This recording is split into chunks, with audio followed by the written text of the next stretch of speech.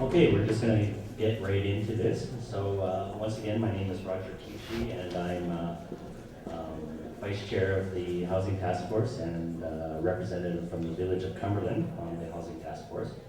So we're going to dive right into panel number 3, Working Together, Challenges and Successes.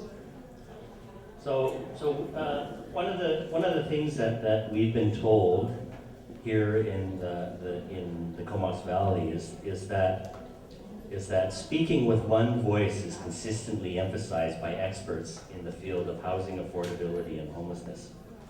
And yet, this one voice is elusive because of the diversity of the clients that different agencies are working with, and to meet or to try and come up with something that covers the whole spectrum of housing.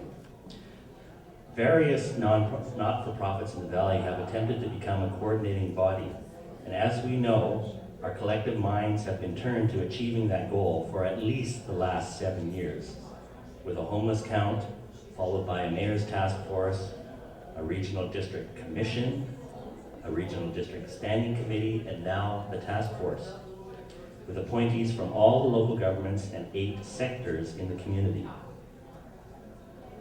So how are other communities working together? What are their successes and challenges?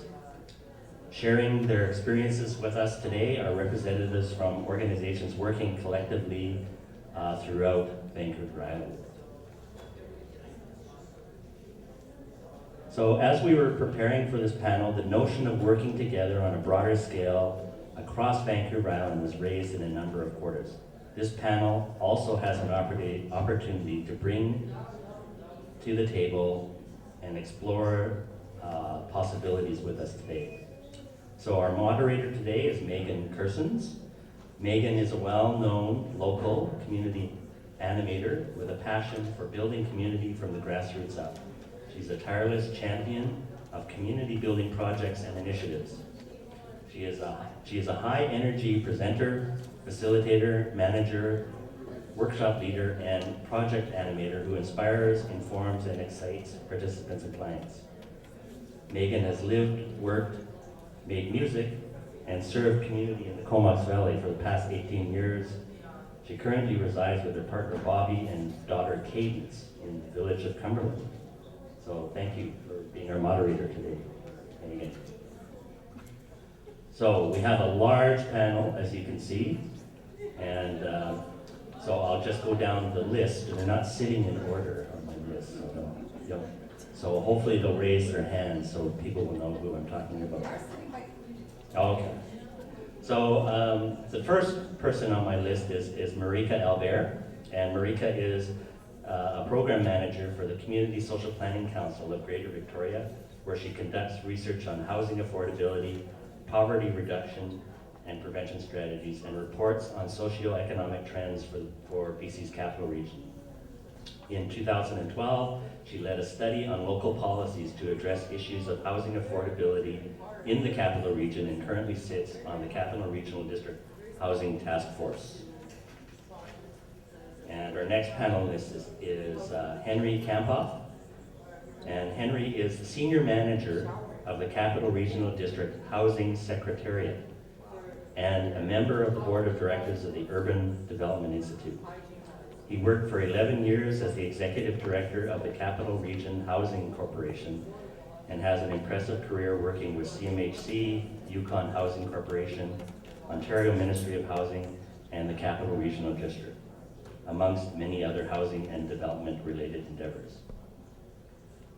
Our next panelist is Renata Sutherland, and Renata is the Executive Director of the Society of Organized Services in Parksville.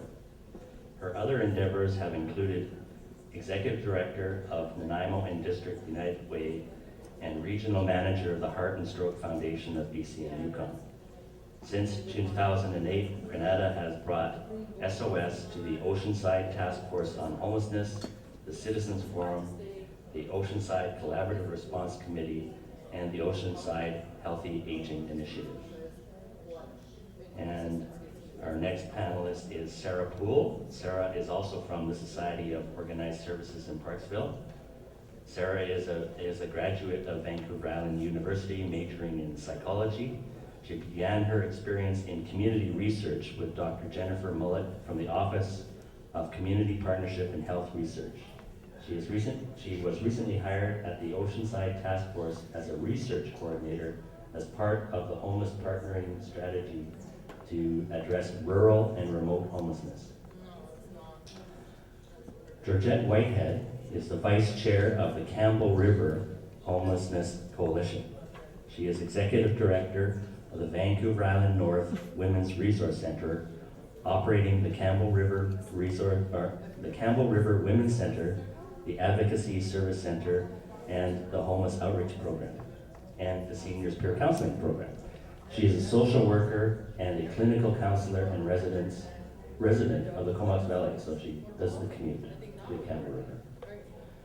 And Paul Gorgon is the homeless outreach worker for the Campbell River Homeless Outreach Program. He has been a member of the Campbell River Homelessness Coalition for almost 2 years. And last but not least is Tom Duncan.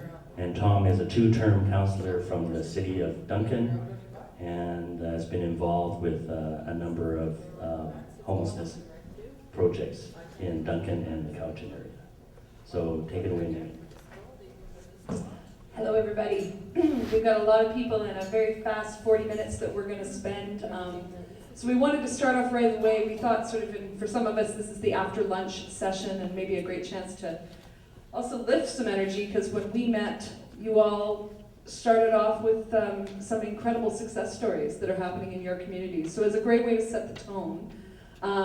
Really interested in hearing the top 2 or the top 3 examples of what's going on in these communities that you come from in terms of collaboration and cross-organizational collaboration. Let's start with Campbell River. Okay, well, Close to your close mouth. to my mouth, okay. All right, so the Women's Center, which I've worked at, the Women's Center's been in Campbell River for 30 years, and in June we moved into a building, and we are co-located with a brand new building called Rose Harbor. Rose Harbor is a second stage housing project, brand new building, and it was created by the Campbell River North Island Transition Society. We collaborate very closely with them. It was also funded by BC Housing. So it is second stage housing with currently with 27 units. We have 27 women and 11 children living there. They all receive support. There's support workers there 7 days a week. And they're encouraged to learn tenancy skills, because they're allowed to stay there anywhere between 6 months and 2 years. It's been a really exciting project, a long time in the making. It's taken about 7 years to do. And the Women's Center, we provide the daytime services for Rose Harbor. Great. Now I think, Paul, was there a second project in Campbell River that's going on as well? Yes, there is. It's received quite a bit of media attention the last few days, and that is our plans for the extreme weather shelter this year. Previously, it's been run by the same provider as the emergency shelter, which is the Salvation Army. And starting this year, I'd actually like to give an acknowledgement to Ron Kerr as being very instrumental in this happening in Campbell River. Through the Campbell River Homelessness Coalition, which the Mayor sits on and Ron is closely involved with, and service providers, we came up with a project. I think actually Ron came up with a project for a shipping container that has been converted into 16 units of temporary housing with bunks, washroom, and fire alarms, like fully safe and so on, right? And that hopefully will be in operation as of November 1st this year, all the way through till March of next year. Why it's so important is because our shelter is a dry shelter. There are many clients we have in Campbell River that do not access that, and if there isn't an extreme weather shelter that's low barrier, they don't have an option for housing. And as up until a couple of years ago, when our extreme weather shelter became full-time through the winter, there was a loss of lives over the winter. So this is a great success for our community. Thank you. Thanks, Paul. I'll pass it. How about over to Parksville, sort of at the other end? We won't do things in order. And tell us what's happening down there. Well, we're in the Park-Soqualicum area. We're fairly new still to the homelessness work, and it's in some ways it's very sad that we're new to it. But on the other hand, in a very short period of time, I think we've managed to accomplish a lot.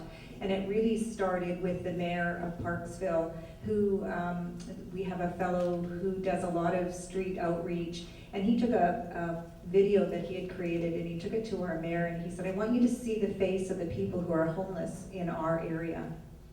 And so when he took that, our then mayor was absolutely outraged. And he struck a task force, and it was chaired by a city councillor for the first year and a half, and then it came into community. And even though we've only been working at this for 3 years, we've done 2 homeless counts now, and we've established an extreme weather shelter, which we didn't have in our area, and our area is Bowser down to Nanoose and out to Whiskey Creek, so that's a fairly significant area that we are serving. But the most exciting thing from my perspective is we came together with the Salvation Army and ourselves at SOS and the City of Parksville and the Regional District, who has been a great support to us.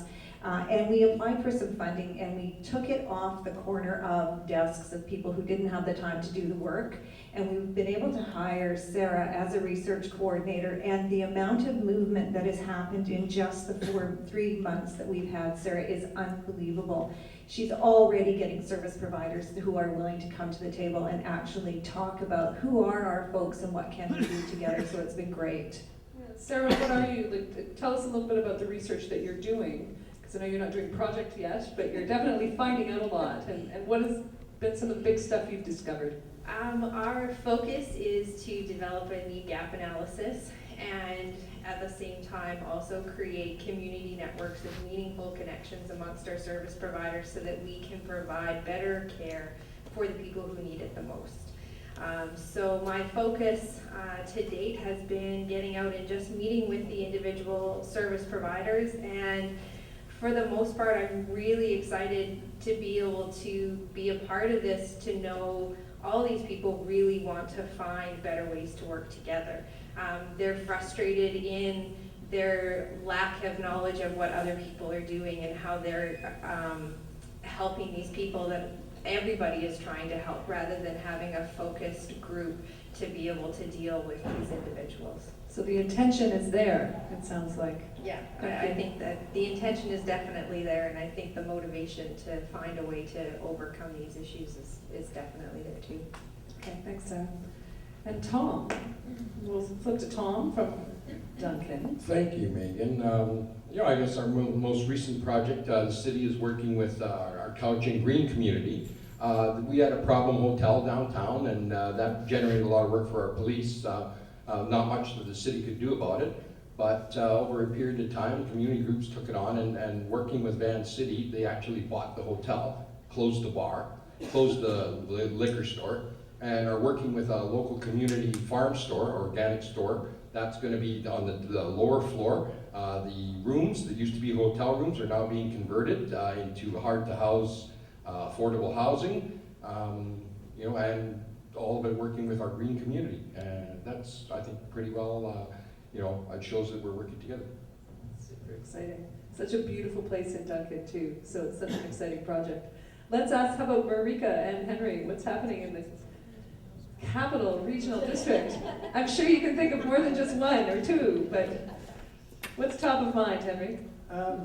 Favorite topic, secondary suites, which is kind of a little out of the norm, but that initiative has allowed each and every citizen basically to get involved. So in the Capital Region, 350,000 folk, we have a unique situation in Canada, and I think there may be a few other communities, but we have many more empty bedrooms than used bedrooms. So housing is not in a shortage situation, it's in an oversupply situation.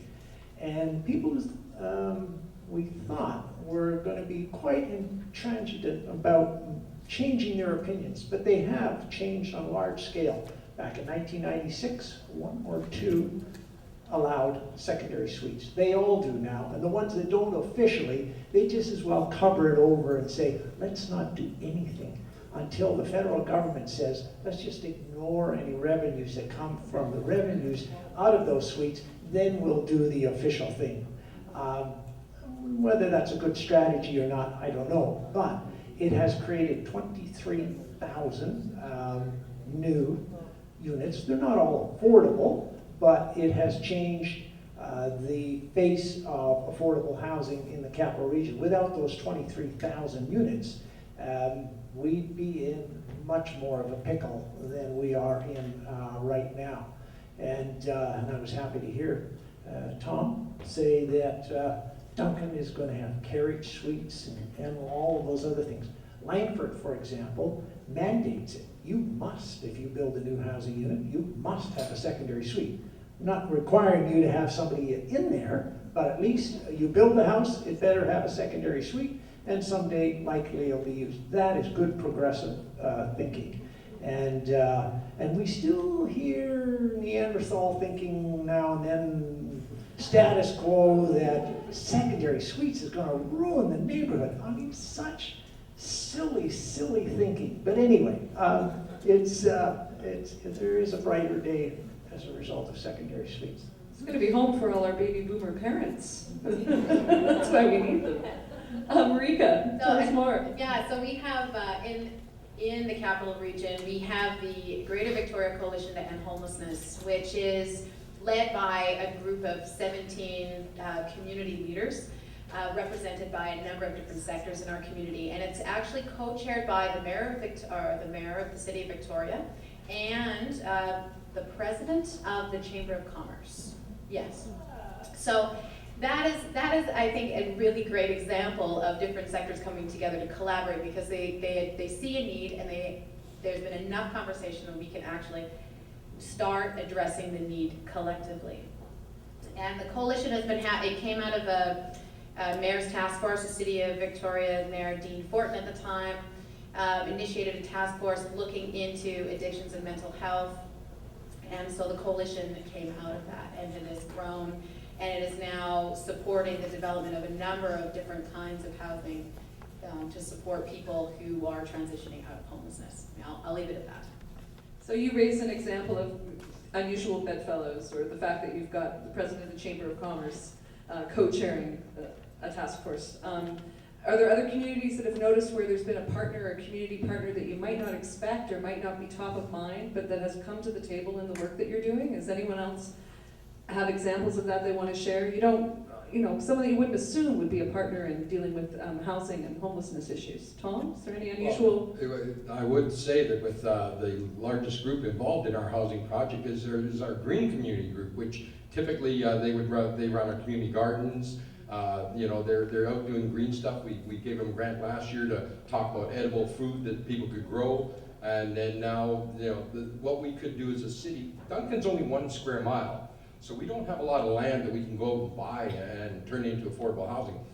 We are making our changes to our bylaws probably next week. Those secondary suites, we're not going to charge, if it's a family member that's there, we're just going to ignore the additional revenue at this time. So I think that the fact that we're bringing a commercial operation, a store, into the party, and then a community organization, a green community organization, and then that's, I think, different for us. Absolutely. What about in Campbell River? Have you had unusual discoveries, or people who have, again, come to the table on this really amazing work you're doing? How did the container come about? The container came about from research that Councillor Roger did, I believe. Is that accurate, Ron?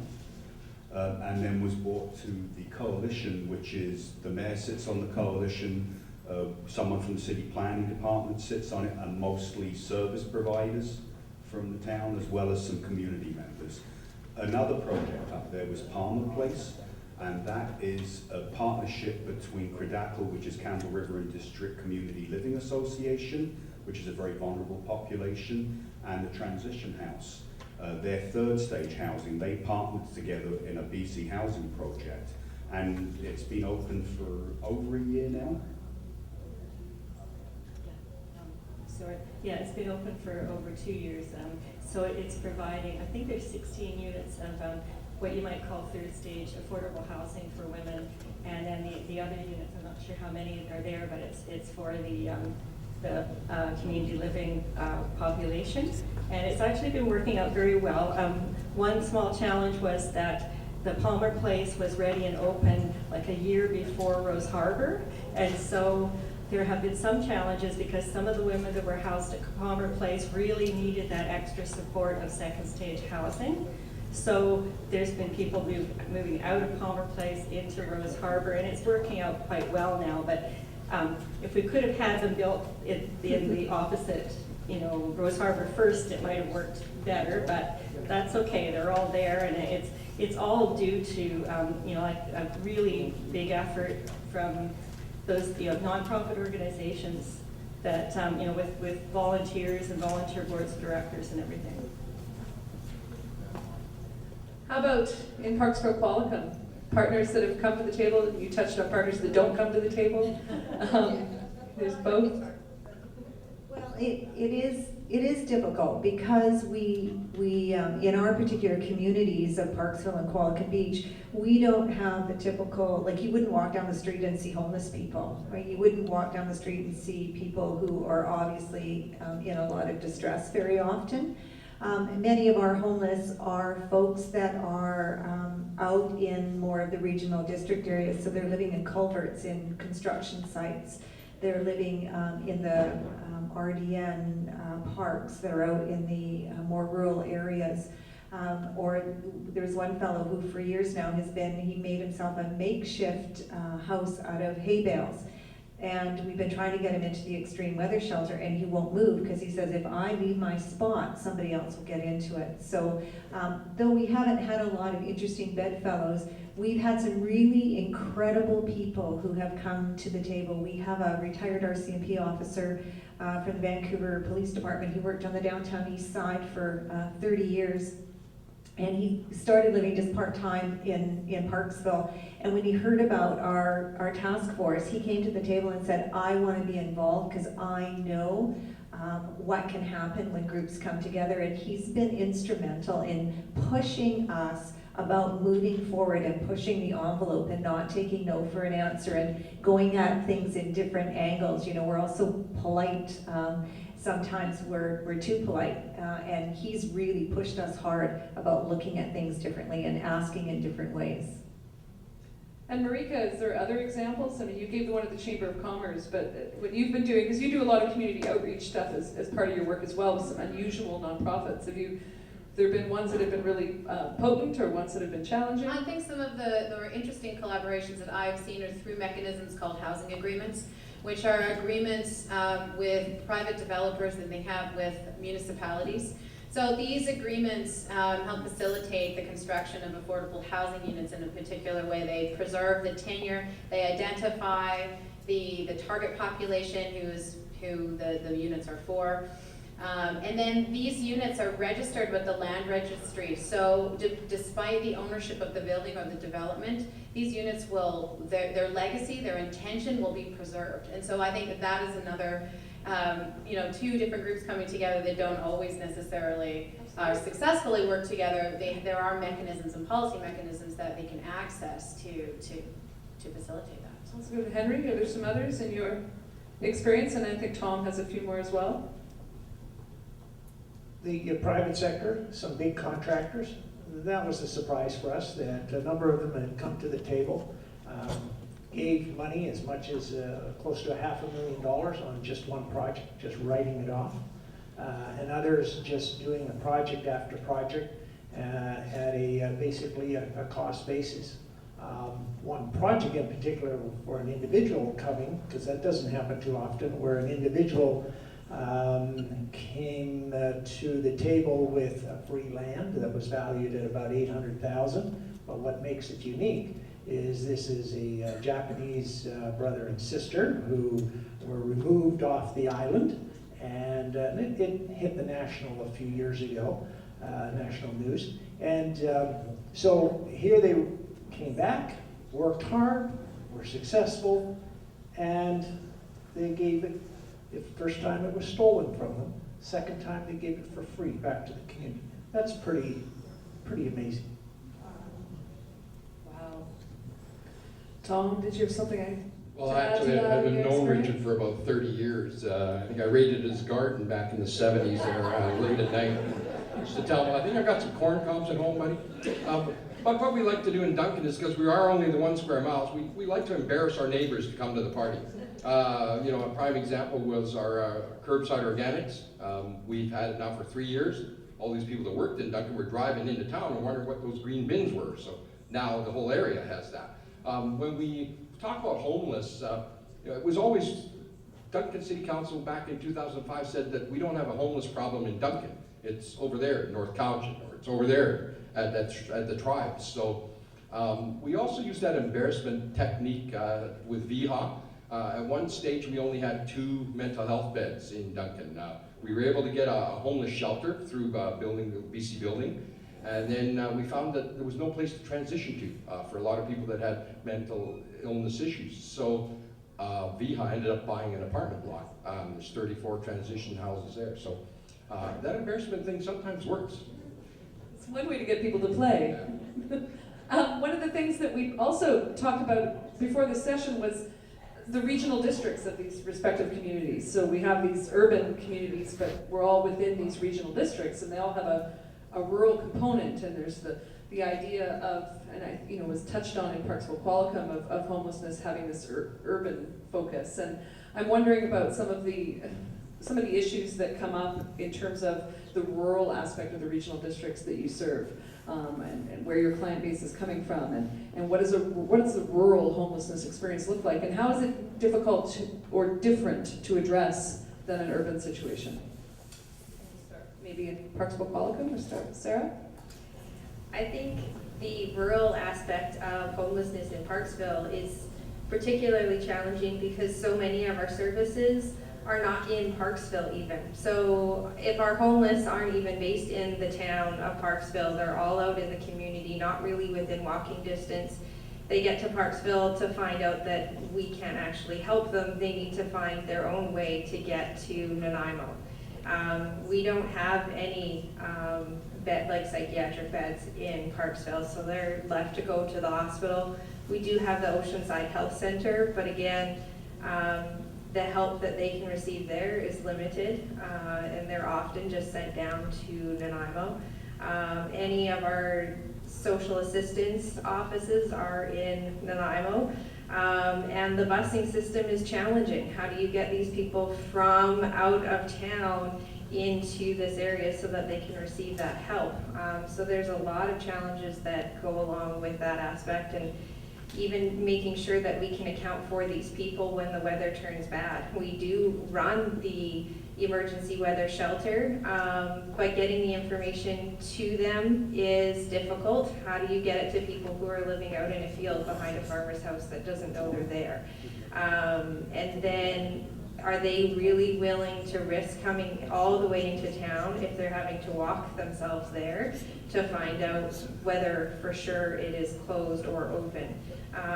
So addressing lots of those issues, I think, is particularly challenging. Is there a rural experience in the Capital Regional District? I mean, for us, it's the big city for us. There is, and one just very recently was in the community of Souk, and Kevin Albers is standing in the back, and he may touch on it in a moment, and Kayla Schramm, and I think their board is probably touches on it. So community of Souk, so the outlying area, did a study of homelessness and discovered that yes, there were quite a few youth, native youth that are living in the bush, so to say. And through some additional work, working with the municipality, a project has come together that has just turned the ground a month or two ago. So I'm sure Kevin will touch on it a little later. That'll cover Victoria. Awesome. Let's go to Campbell River then. We'll touch on, because we know that Campbell River ends up being such an incredible catchment for this whole North Island and for the islands. I mean, you must be dealing with a lot more than the city of Campbell River. Well, we do. For example, through the Women's Center, we did a project in 2010 on women and homelessness. And we did a lot of surveys, a lot of training and everything, this project. And we discovered that around 70% of the women that we see in Campbell River who are homeless came from the north of Campbell River, usually north or some of the small islands around.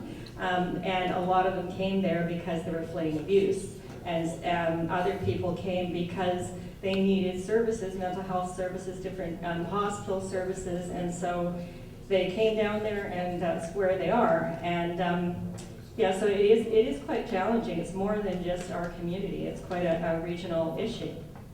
Do you have anything to say about no? Tom? Well, Duncan's right in the middle between Nanaimo and Victoria, and you get that sort of circle route going on where people can get some, perhaps some time in a shelter in Victoria, and then head up the Malahat, and we see quite a few transients. In fact, we quite often you'll see people actually standing on the median right through Duncan there, while trying to solicit some funds. So, for us, it's. We have a large area as well. CVRD pretty well runs from the top of the Malahat up to Ladysmith and out to the coast. So we have rural issues as well, and you don't see it. You just don't see it. It was an issue for us because we have some pretty close rural stuff right to downtown. We had a lot of issues with people living under the bridge right by the Cumberland River. So we, again, almost rural, but they were close enough that we could get some services to them. And we've also offered quite often, right now we run a free bus program if someone lives in Duncan. And if they don't necessarily live in Duncan, if they come and ask for the pass, we've been pretty lax about it. So to try and provide transportation for people to get to the services. We've also been working with VHOT, I'm on the Commission for the Community Center, to try and get some of those services that are up in the hospital moved down to the community centers, such as physio and stuff, because guess what? It's easier to get to the community center than it is to get way up the hill to the hospital. So that's another way that we sort of try and bring the services to the people rather than shuffling them around on not the best transit system. Absolutely. So I just wanted to add one more thing, is that in the capital region we have 13 municipalities and 3 electoral areas and 9 First Nations, all trying to work together to address some of these issues. And what we see sometimes is that the city of Victoria bears a huge burden in their mind, and will be in terms of infrastructure as well, because a lot of services get concentrated to our urban areas, right? And so downtown is you can take a bus there. If you can get to a bus, you can find your way to a bus. You can find your way downtown to access services. And so we have corridors of folks who are precariously housed and homeless happening even throughout the capital region as well. And again, it's about access to supportive services. So for instance, we're going to be launching a project in the new year looking at young people's experiences of homelessness in the capital region. And one of the things that we know is that Colwood, for example, is a fairly rural community in terms of its proximity to our urban core. And the buses stop working at 6:30. They stop at 6:30 at night. Well, and if you're a young person in crisis and your only option is to go downtown to access services, you're not getting there unless you're walking for 2.5 hours to get to town. And so this has become a huge, so young people are then camping, municipalities like Souk are working to address that, but we still need to have more of a larger, broader kind of community response to these kinds of things, regardless of whether it's rural or urban or suburban. So just sort of moving on, I think some of you have touched on this when you are identifying who the homeless community is in your community. And this again came up in our conversation around some of the assumptions that we have about where people are coming from or where they live related to where they're seeking services. And also just how we talk about who homeless people are, whether we talk about them as somehow that they're visitors to our community as opposed to part of our community, or people who have arrived from elsewhere. And I wondered if there was anyone that wanted to share some insights around perhaps some of the changes that we need to make or consider making around the language that we use and the assumptions that we make about where people are coming from. And happy to start. I know, Marika, you raised it. We could start with you and go out from there. Sorry. So The Coalition to End Homelessness yearly does an annual facilities count, and so that's our response to a homelessness count. And if anyone's interested, I can go talk about that further and why we do that instead. But through that mechanism, we discovered that up to 70% or 80%, over 80% of the people who would be considered homeless on that night, are actually from the capital region. They're not from other places. Our housing system creates homelessness. It doesn't matter where it is. And if we actually start talking about people in terms of residents who don't have access to housing, then we can start changing, I think anyway, we can start changing the conversation. Because if we talk about residents and not having access to housing, the assumptions are, we're talking about taking care of the people who live in our community instead of being able to pigeonhole them into this idea, into a category that has a lot of assumptions based on it. So that's my... Renata, do you, I think, some comment on that in your community? Yeah, absolutely, Marika, you're so right. These are our neighbors and our residents. They're not those people. They don't come from somewhere else.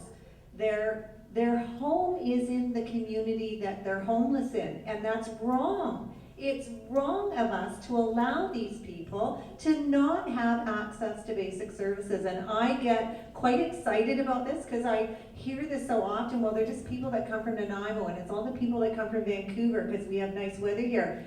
They're not. They're our residents, they're our neighbors, and we have a responsibility.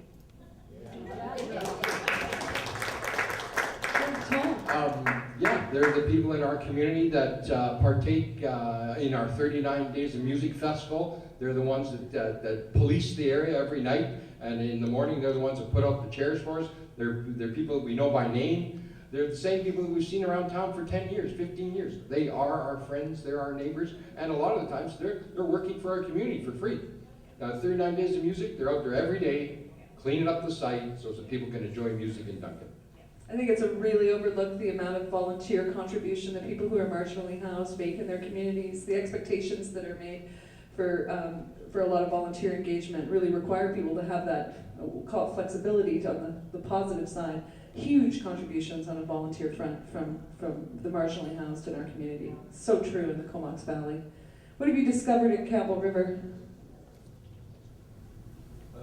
I like what I heard here because I think what's common is that we look at homeless people as a problem when the problem is that our social fabric is, our social safety net is disappearing, and these people are the visible victims of our government's policies. So I like that. So we have a question. We want to leave some time for some questions from the audience. So we have one more question for everyone, and we want everyone on the panel to have a chance to respond to it. This panel was about what was happening, collaboratively in communities, but it also touched on where does the potential lie for collaboration between our communities up and down this island that we all share. And I guess I'd like to close on that. It would be reflections from folks, and again, we'll start right next to me here. Reflections on ways that we should collaborate, or at least the connections that we should be aware of about between our communities. Either it's a strategy or it's just reminding us of the connection that exists. And I'll start with you. Excuse me. I guess I have a unique perspective because I've lived in the Comox Valley for 21 years. I've worked in Campbell River for 7 years, so kind of not really comparing the two communities, but I think there are definitely some strategies that we could all get together and share. There isn't, it doesn't seem like there's a lot of really active cross-sharing. Perhaps we need to form some sort of an ongoing dialogue that we could have every couple of months or something and see, what's working here. Because I know the Campbell River Homelessness Coalition, we certainly looked at a lot of things that were happening in the Comox Valley, like the dawn-to-dawn model and lots of different things. And we do have a lot of homeless residents with housing challenges who travel back and forth between both communities. We know we do. We can tell, like, anecdotally and statistically that, you know, they are traveling back and forth. So, yeah, just more collaboration. I think we collaborate quite well, a lot of community agencies in Campbell River, and we have really, you know, quite a diverse representation on our homelessness coalition of different sectors and government sectors too. And, you know, we should maybe be reaching out to assist one another more. Thank you, Georgette. And Paul? Okay. More time for the politician, thanks. I think one of the deterrents to cooperation is a regional government system. What we see, and as an example here in the Cowichan Valley, we have an argument about regional sports funding. You know, Saltaire doesn't want to put any money into the theater in Duncan. Really, that sort of area director being able to say, no, we don't want to participate. As far as I'm concerned, regional government should be in for a penny, you're in for a pound.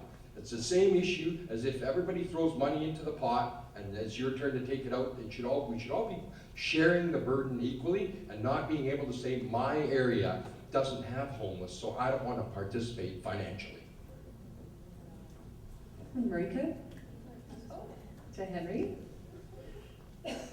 One area that we haven't touched on is that when we want to address the homeless, we should also engage them fully in every way. Give you an example, a couple of months ago, about 40 developers, I belong to the Urban Development Institute in Victoria, and we all traveled down to San Francisco to look at their wonderful buildings and how they do things. And it's not all that much better in Victoria. But anyway, one of the things, we went out for lunch. And so we sit at this wonderful restaurant with white tablecloths and the whole thing. And near the end, just about at the end, a gentleman stands up and he says, I belong to the homeless community. And you have just been served by homeless folk and who have challenges of AIDS and all that other tough challenges of life. And then they talked some more about this particular organization have this wonderful restaurant, apartment building, and then as well, they now operate the #1 moving company in all of San Francisco, employing hundreds of folks. And that's the type of collaboration you have to engage, really, at the end of the day, to make a successful homeless project. Thank you, Henry. Sarah? I think from my conversations with service people, a way to find greater collaboration between communities is also engaging our more expansive areas of government. They have larger areas such as our housing initiatives and Island Health. Finding ways to get Island Health involved in our communities. That means that they would be able to take that information and take it out to other communities to say, this is what's working well there, and how do we get them, how do we get them involved? And I think that would make it a more efficient system and ways to spread that information around. Thank you, Sarah. And Renata, to close. Oh, that's trouble. I think that there's great power in us as communities talking about what we're doing to address the homeless.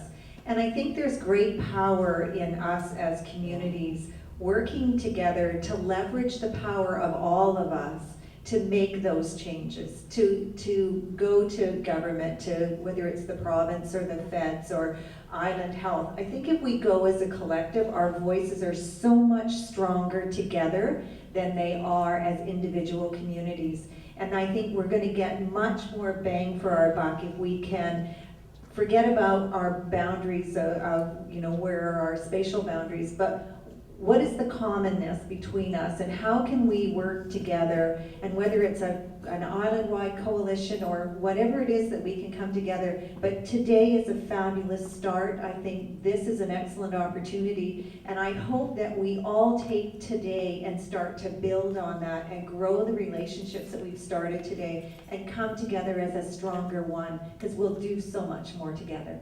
Thanks, Renata. So now it's your turn.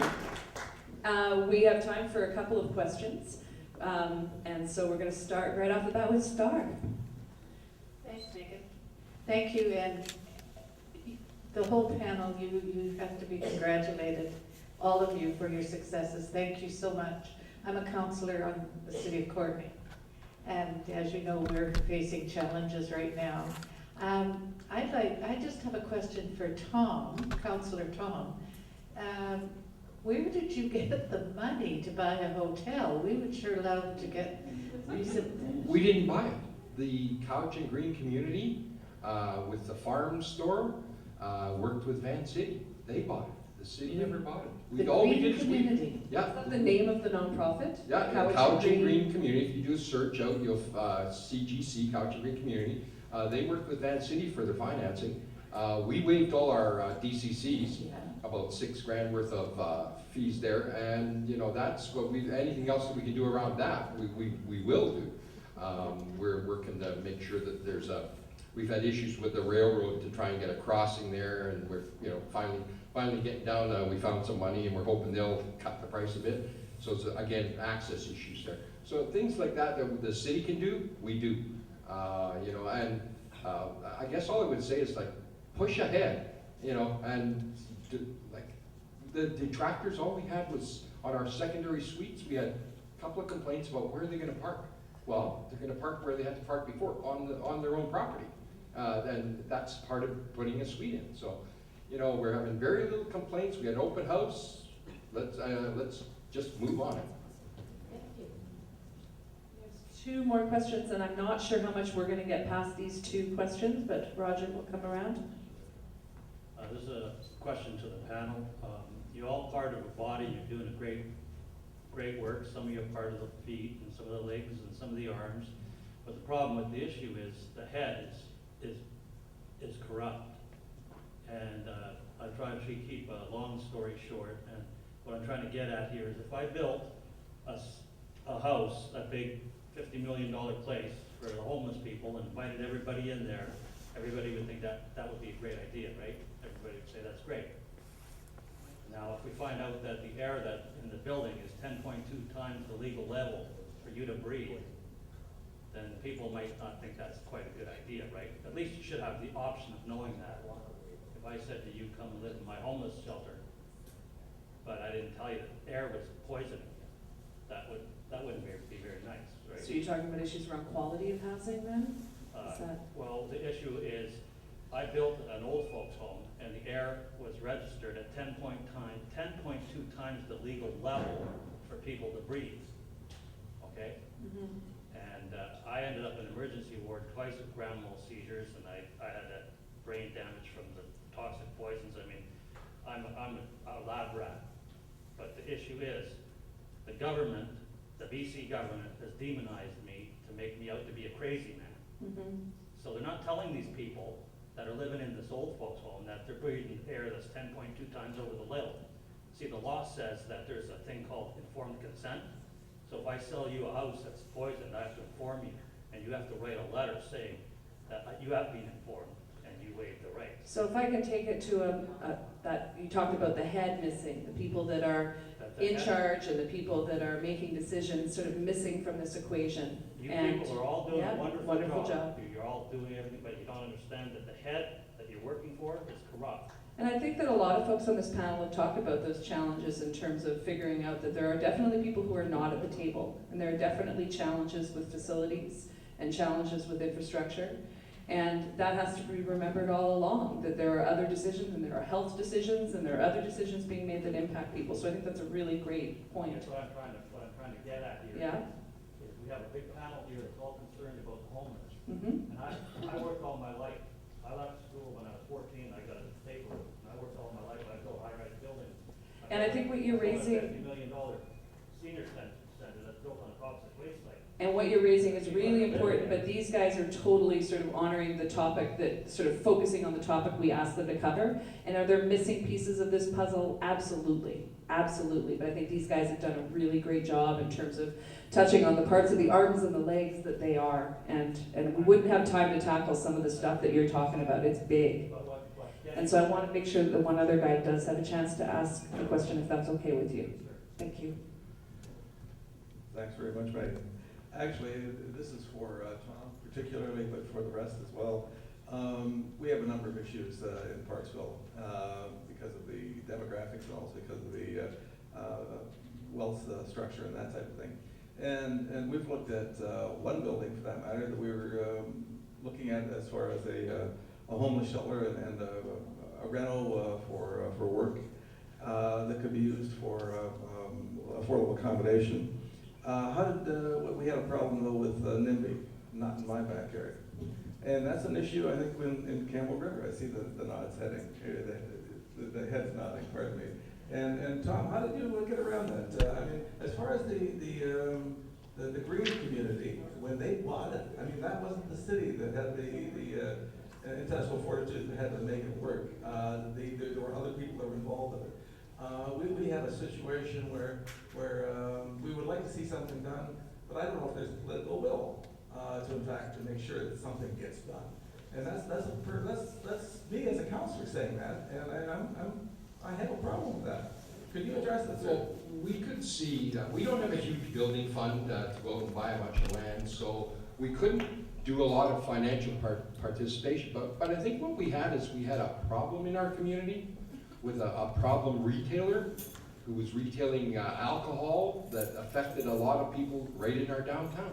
So that problem now has become a very positive for our community, where people are not, we're not having issues downtown with alcohol at 11 o'clock in the morning. That building is no longer providing that service. It's providing an opportunity for people to now have a place to live.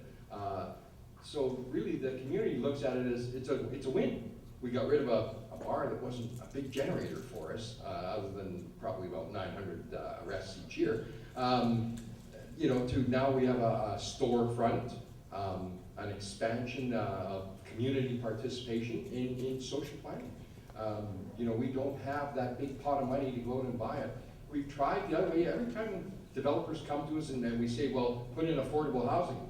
Affordable to you and me isn't necessarily affordable to someone who's on minimum wage jobs.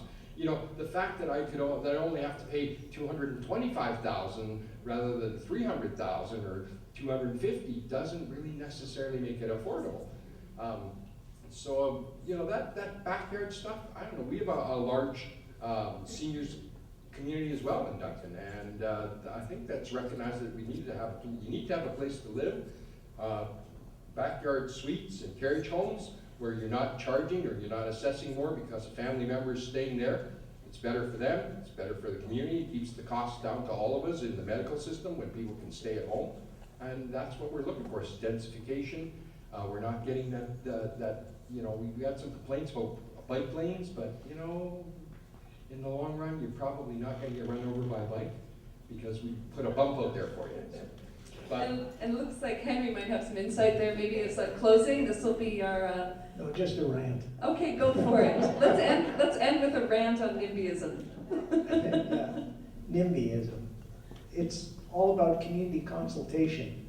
I don't know, must have sat through 300 of those sessions. There's no value added to them. I've maybe counted 5 times where maybe the community has improved the discussion and the discourse and saying you're going to put something in the neighborhood, and they've improved something about that project.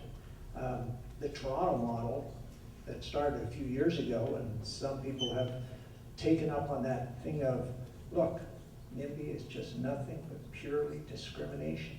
And the nonprofit group goes to the city council meeting with a lawyer and a tape recorder and says to the mayor and the council, you and everybody in this audience is being recorded, and anything you say and will be held against you if it is in contravention of the laws of this land. And suddenly the mayor and council, they have a different attitude, and they talk different, and so does everybody else in that audience, because they're on notice, because that's what it is, pure discrimination. Well, thank you, all of you. Just to Renata, Sarah, Henry, Marika, Tom, Paul, Georgette, thank you so much for your time.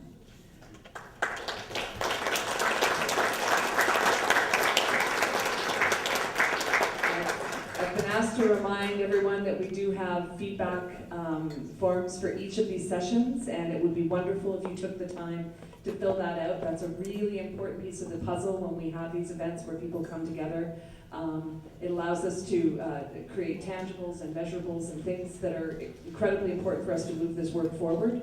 So if you can take some time to do that, that would be wonderful. And thank you for the privilege of having me to moderate today, and have a great afternoon. Thank you for all the hard work. And I'd just like to thank Meaghan for moderating this panel. It was a bit of a task with the size of the panel that we had. And just that the next panel will be up in about 10 minutes. And so if you haven't checked out the information tables, please do that. And please have some discussion with some of our panelists informally. And we'll see everyone back here for the next panel on project development and gaining acceptance. So they're going to talk a little bit about NIMBYism in the next panel as well.